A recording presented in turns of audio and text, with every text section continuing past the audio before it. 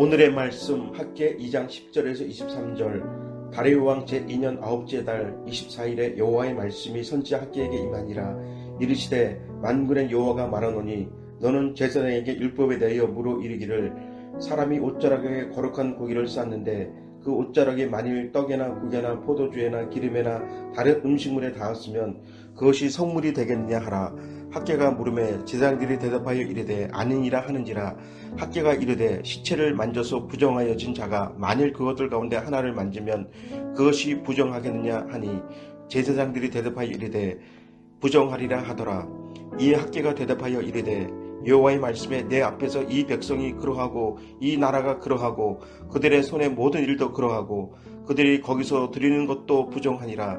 이제 원하건대 너희는 오늘부터 이전 곧 여호와의 전에 돌이 돌 위에 놓이지 아니하였던 때를 기억하라. 그때는 20고루 곡식 더미에 이른즉 10고루뿐이었고 포도주 틀에 50고루를 기르러 이른즉 20고루뿐이었으니라. 만군의 여호와가 말하노라. 내가 너희 손으로 지은 모든 일의 곡식을 마르게 하는 재앙과 깐부기 재앙과 우박으로 쳤으나 너희가 내게로 돌이키지 아니하였느니라. 너희는 오늘 이전을 기억하라. 9째 달 24일 곧 여호와의 성전 지대를 쌓던 날부터 기억하여 보라. 곡식 종자가 아직도 창고에 있느냐? 포도나무, 무화과나무, 석류나무, 감람나무 열매가 맺히지 못하였느니라.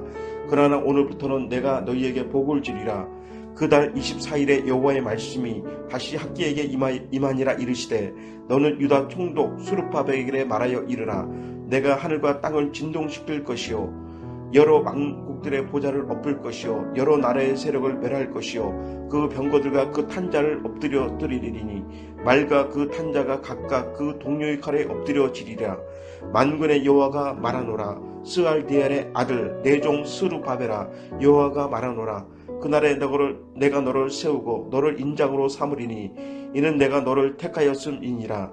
만군의 여호와의 말이니라 하시니라. 아멘. 아멘. 학개서 마지막 절까지 읽었습니다. 오늘 말씀의 처음 시작은 학개를 통하여 제사장들에게 두 가지 질문을 하는 것입니다.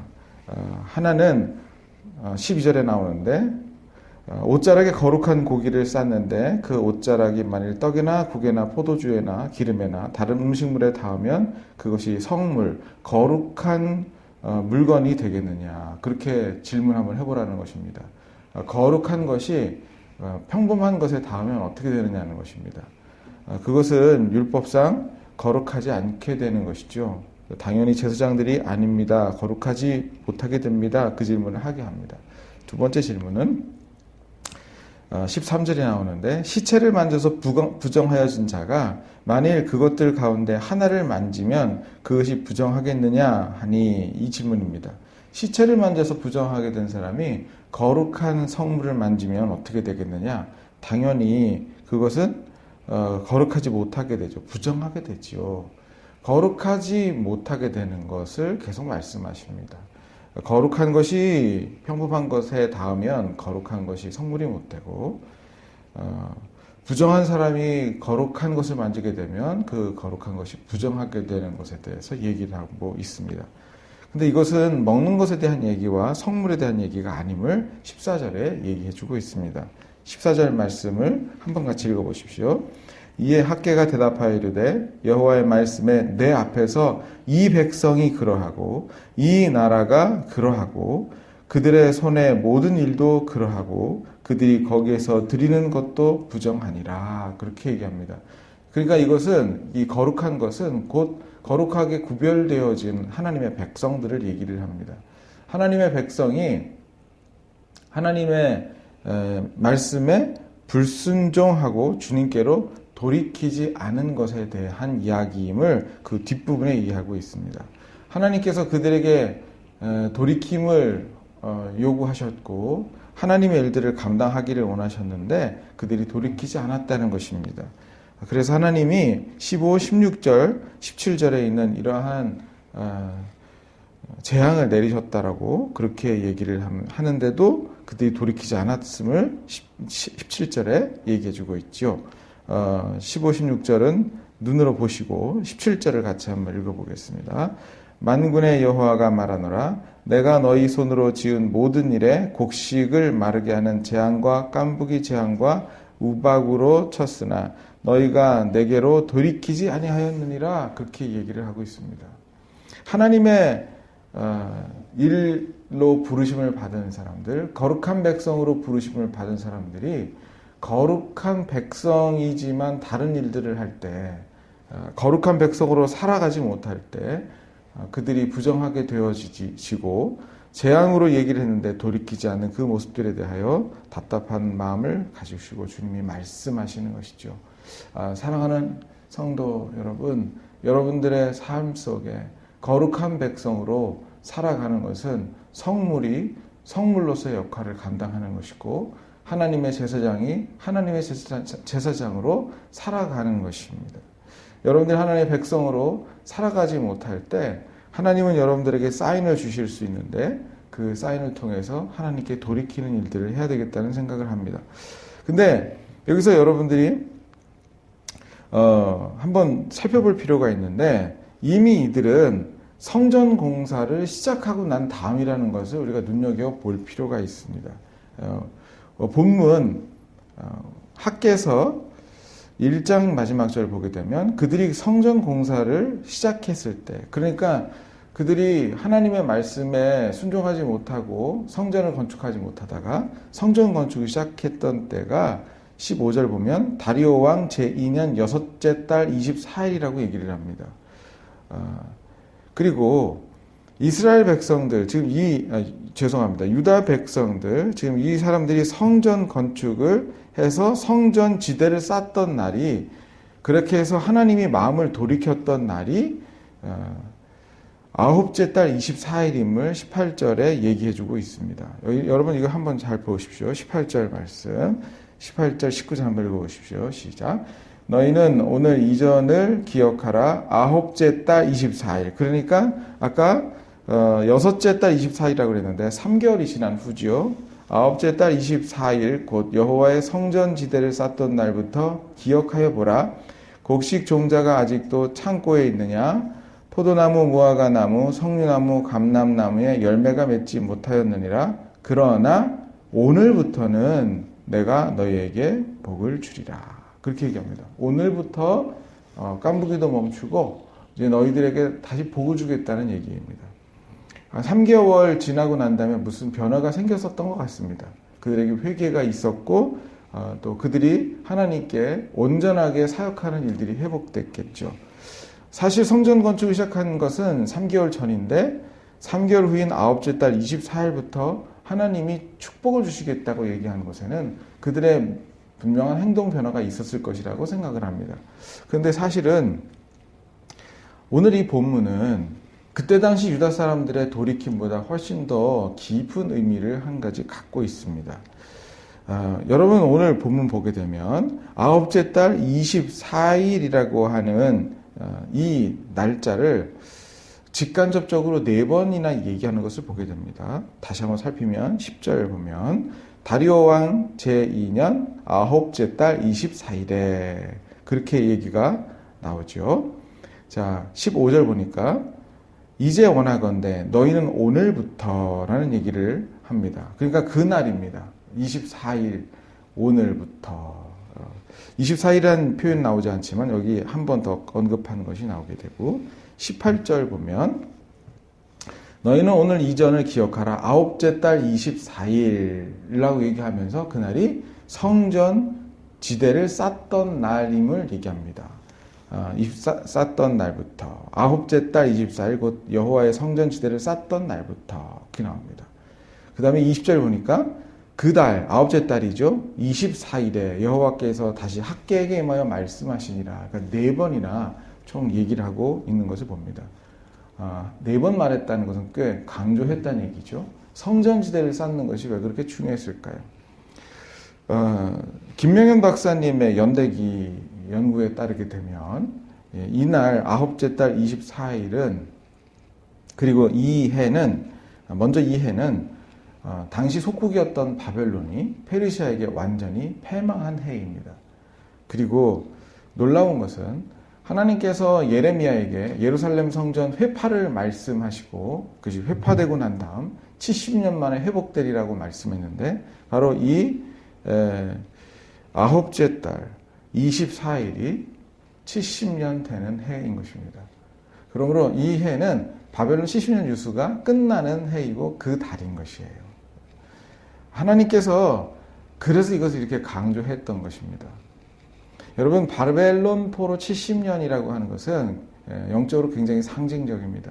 이것은 이스라엘 백성들이 포로 되었다가 완전히 다시 돌아오고 예루살렘 성전이 회복되는 그런 해이기도 하지만 영적으로는 영적인 이스라엘 우리가 교회가 또 하나님의 백성들이 예수 그리스도를 말미암아 사탄의 포로 되었던 데에서 다시 풀려나오는 그러한 것을 상징하는 그런 해이기도 하고 그런 사건이기도 합니다. 또 한 가지 우리가 놀랍게 바라볼 것은 이 해에 하나님께서 스룹바벨에게 이상한 말씀 하나를 해주신다는 것입니다. 21절 보니까 이런 얘기를 합니다. 너는 유다 총독 스룹바벨에게 말하여라. 내가 하늘과 땅을 진동시킬 것이요.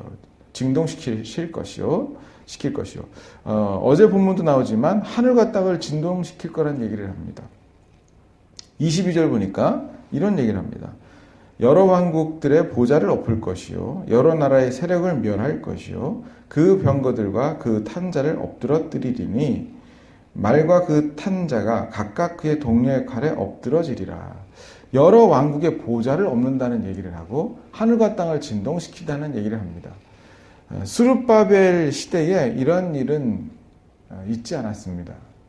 이것은 누구를 상징하는 것일까요?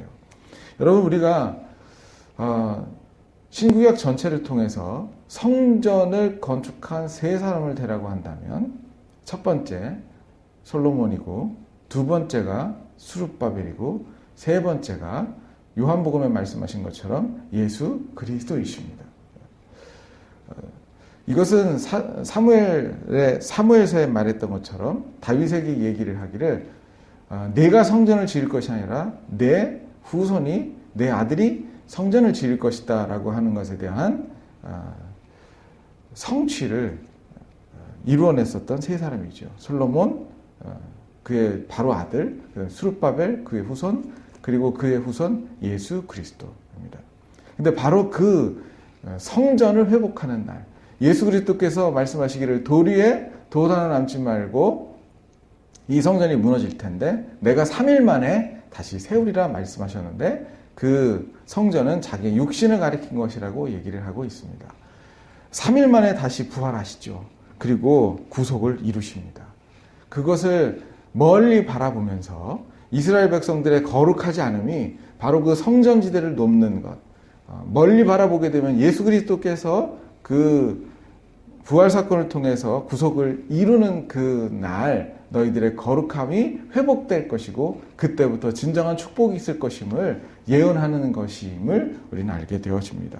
물론 그들이 3개월 동안 회복하고 마음을 돌이켜서 그날 축복이 시작되는 것이 첫 번째 해석이지만 두 번째 구속사적으로 보게 되면 그 성전지대를 놓는 것은 바벨론 70년 포로를 돌이키는 것과 세 번째 성전을 회복시켰던 그 예수 그리스도의 사역을 함께 함축하고 있는 것임을 우리가 알게 되어집니다. 마지막 23절 보게 되니까 하나 더 나오죠. 23절 마지막 절 같이 읽겠습니다. 만군의 여호와가 말하노라 스알디엘의 아들 내 종 스룹바벨아 여호와가 말하노라 그날에 내가 너를 세우고 너를 인장으로 삼으리니 이는 내가 너를 택하였음이라 만군의 여호와의 말이니라 하시니라. 그렇게 나옵니다. 여기 보면은 내 종 스룹바벨아 라는 얘기가 나옵니다. 여호와의 종입니다. 히브리 성경을 보게 되면 나의 종이라고 하는 단어를 쓰게 되어지는데 여기 종이라는 표현은 이사야서에 계속 자주 등장하는 말인데요. 이 종은 메시아를 상징하는 이야기입니다. 여기서 말하는 종은. 그래서 여러분들이 아는 그 유명한 이사야 53장 그가 찔림은 우리의 허물을 인함이요 그가 채찍에 맞음으로 우리가 나음을 입었도다 라고 하는 그가 바로 여호와의 종을 얘기하는데 놀랍게도 스룹바벨에게 바로 그 종임을 얘기를 하고 있습니다. 또 한 가지는 인장으로 삼는다라고 한 이야기가 있습니다. 여러분 이것을 여기에서 그냥 넘어갈 부분이 아니고 인장은 신임과 사랑을 표시하는 증표인데 예레미야 22장 24절을 보게 되면 스룹바벨의 할아버지 뻘 되는 여호야긴, 그러니까 포로로 끌려갔었던 여호야긴에게 했던 얘기가 있습니다. 22장 24절에 여호야긴은 나의 오른손에 인장 반지라 할지라도 내가 빼어 바벨론 왕에게 주었다는 부분들이 나옵니다. 여호야긴이 인장 반지인 거예요. 그런데 내가 너무 사랑하고 내가 신임하는 그런 나라였었고 다윗의 후손이지만 내가 그것을 빼어서 바벨론 왕에게, 이방 왕에게 주었다고 얘기를 합니다. 근데 2대에 걸쳐서 그의 손잡벌 되는 스룹바벨에게 얘기하기를 오늘 학계에 내가 너를 인장으로 삼는다는 얘기를 합니다. 이제 바벨론 포로가 끝났기 때문에 그 포로 시간이 끝났고 구속이 이루었기 때문에 내가 너를 다시 택하고 인장으로 삼았다는 이야기를 하는 것입니다. 스룹바벨은 철저하게 예수 그리스도의 그림자와 같은 사람이 되어집니다. 구약에 있는 모든 이런 사건들은 예수 그리스도를 향해져 있습니다. 그리고 예수 그리스도의 사역인 예수 그리스도의 십자가 사건과 그리고 마지막 예수 그리스도의 재림 사건으로 초점이 모아져 있는 것을 보게 되어집니다.